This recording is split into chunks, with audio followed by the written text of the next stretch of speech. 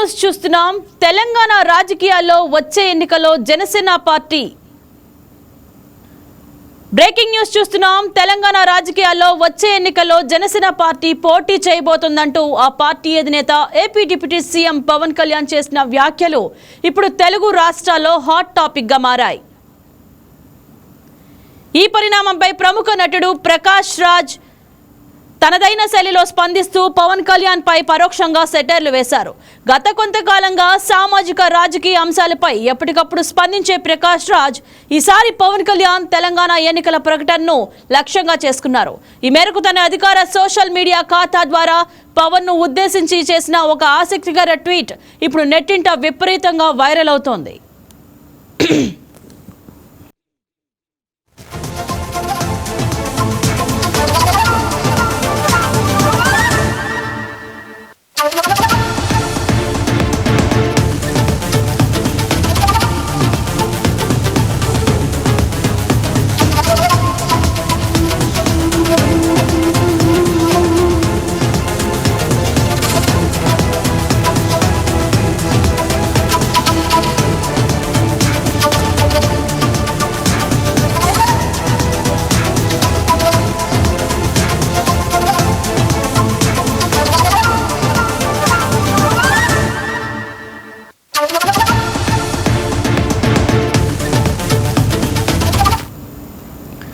పవన్ కళ్యాణ్ వ్యాఖ్యలపై ప్రకాష్ రాజ్ ఎక్స్ వేదికగా స్పందిస్తూ మీరొస్తానంటే మేమొద్దంటామా, రండి దొరా, కానీ వచ్చే ముందు ఉత్తుత్తునే వస్తున్నారా, పొత్తుతో వస్తున్నారా లేదా సింగిల్ గా వస్తున్నారా అది చెప్పిరండి అంటూ ఎద్దేవా చేశారు.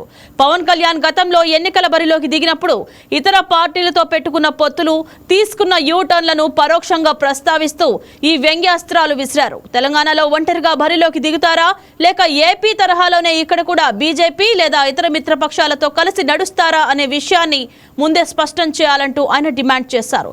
జనసేన శ్రేణిలో తీవ్ర చర్చకు దారి తీసింది.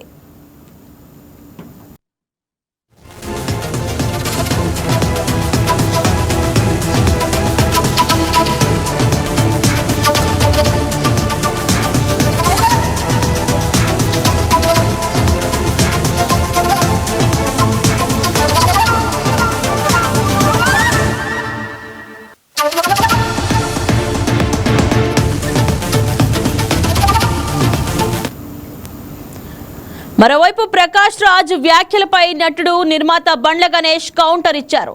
సోషల్ మీడియా వేదికగా ప్రకాష్ రాజ్ ను ఉద్దేశించి ఘాటు పదజాలంతో విమర్శలు గుప్పించారు.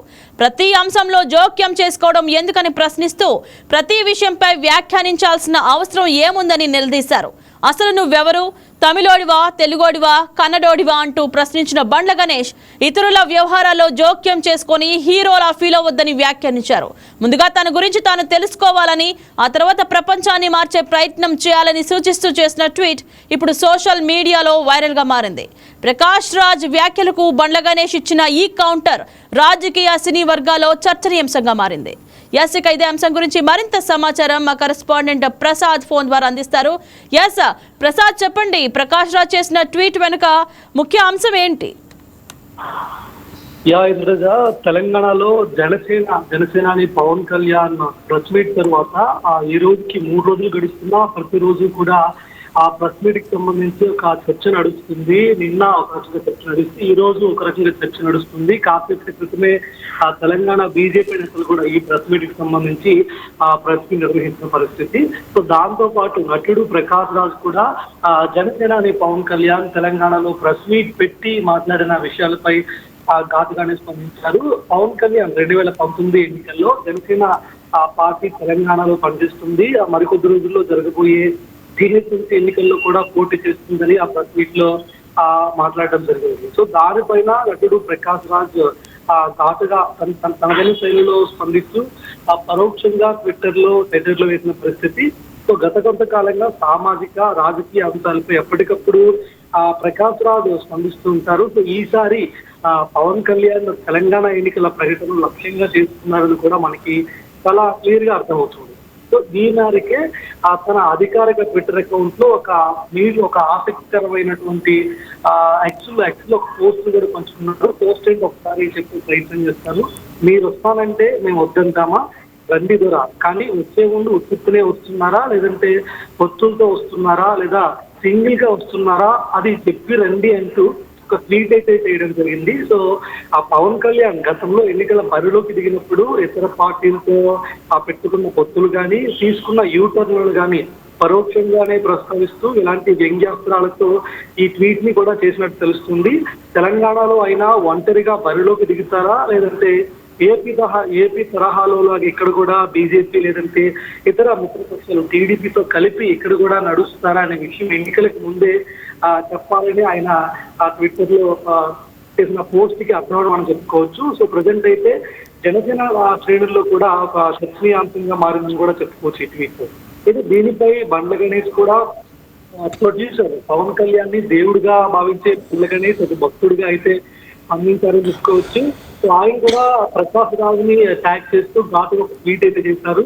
అది కూడా చదివే ప్రయత్నం చేస్తాను. నీకెందుకు ప్రతి దాంట్లో వేలు పెట్టడం, అసలు నువ్వెవడివి, తమిళోడివా, తెలుగుడివా, కన్నడోడివా, నీ ఊరేది, నీ కథేంటి, ప్రతి ఊర్లో ప్రతి ఇష్యూలో ఆ దూరి జడ్జిమెంట్లు ఇవ్వడానికి నువ్వేమైనా కలెక్టర్వా లేక దేశ ప్రధానివా, ఎక్కడ చూసినా నువ్వే, ఏ విషయం వచ్చినా నువ్వే, నీ బతుక్కి పని లేకపోతే చూస్తూ కానీ అందరి విషయాల్లో దూరి హీరోగా ఫీల్ అవ్వకు, ముందు నీ అడ్రస్ నువ్వు తెలుసుకో, తర్వాత ప్రపంచాన్ని మార్చే ప్రయత్నం చేయంటూ ప్రొడ్యూసర్ బండ్ల గణేష్ అయితే ఘాటుగానే స్పందించారు. సో పవన్ కళ్యాణ్ తెలంగాణలో ప్రెస్ మీట్ తర్వాత తెలంగాణ ఎన్నికల్లో పోటీ చేస్తానని చెప్పిన తర్వాత ఒక పొలిటికల్ వార్ నడుస్తుంది అక్కడ తెలంగాణలో ఉన్నటువంటి అన్ని పార్టీలతో పాటు ఇటు చాలా మంది సెలబ్రిటీలు ముఖ్యంగా ప్రకాష్ రాజ్ కూడా ట్వీట్ చేయడంతో దానికి ధీటుగా బండ్ల గణేష్ ట్వీట్ చేయడంతో ఇది ఇంకెంతకాలం కొనసాగుతుంది అనేది మనం ఇంకా చూడాల్సి ఉంది.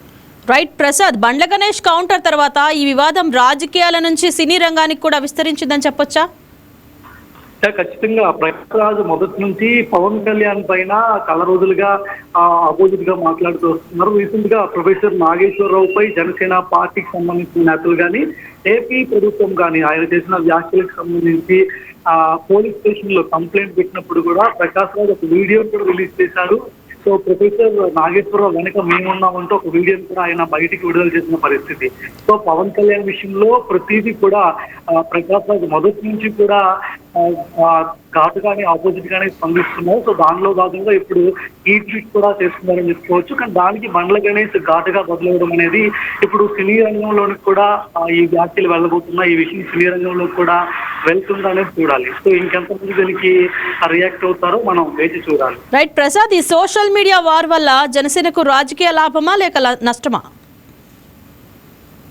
దీనికి సంబంధించి తెలంగాణలో జనసేన ఉనికి చాలా తక్కువ. ఎందుకంటే ఇప్పటివరకు ఇలాంటి సభలు కానీ లేదంటే తెలంగాణలో జనసేన పార్టీ ఒకటి ఉందంటే అక్కడ ఉన్నటువంటి ప్రజలకు కానీ ఏపీ ప్రజలకు కానీ తెలియదు. కానీ పవన్ కళ్యాణ్ సరిగ్గా జూన్ 2ని చూసి ఆ రోజు ప్రెస్ మీట్ ఒక సభ నిర్వహించేందుకు ప్రయత్నించారని. సో అందువల్ల తెలంగాణలో జనసేన పార్టీ ఉంది. సో పబ్లిక్ లోకి చాలా ఈజీగా వెళ్ళొచ్చు. ఇన్ కేస్ సభ జరిగినా జరగకపోయినా ఒక ఇష్యూలో క్రియేట్ చేసి ప్రజల్లోకి వెళ్ళే ప్రయత్నం చేశారని కూడా కాంగ్రెస్ అటు బీఆర్ఎస్ కానీ ఆరోపిస్తున్నాయి. చాలా మంది పొలిటికల్ అనలిస్టులు కూడా ఇదే చెప్తున్నారు. సో తెలంగాణలో జనసేనకు ప్రత్యేకమైన స్థానం సంపాదించుకునేందుకు ప్రజల్లోకి జనసేన పార్టీ ఉంది అని తెలియజెప్పేందుకు పవన్ ఈ మార్గాన్ని ఎంచుకున్నారని కూడా అంటున్నారు. సో దానిలో భాగంగానే ఈ పొలిటికల్ వార్ నడుస్తుంది. దానికి అనుసంధానంగా ప్రకాష్ రాజ్ ట్వీట్ కానీ బండ్ల గణేష్ ట్వీట్ కానీ మరింత ఎంకరేజ్మెంట్ ని కూడా తీసుకొచ్చాయని కూడా ఇప్పటికే చాలా మంది చెప్తున్న పరిస్థితి. సో ఏదేమైనా కూడా పవన్ కళ్యాణ్ ప్రెస్ మీట్ తర్వాత తెలంగాణలో జనసేన పార్టీ బలం పుంజుకుంటుందని కూడా కొన్ని విశ్లేషణలు అయితే ప్రజెంట్ వినిపిస్తున్నాయి. సో జరగబోయే జీహెచ్ఎంసీ ఎన్నికల తర్వాత నిజంగా విశ్లేషకులు చెప్తున్న తెలంగాణ పార్టీకి బలం ఉందా బలం లేదనేది మనకి ఎన్నికల తర్వాత తెలుస్తుంది. Right, thank you Prasad.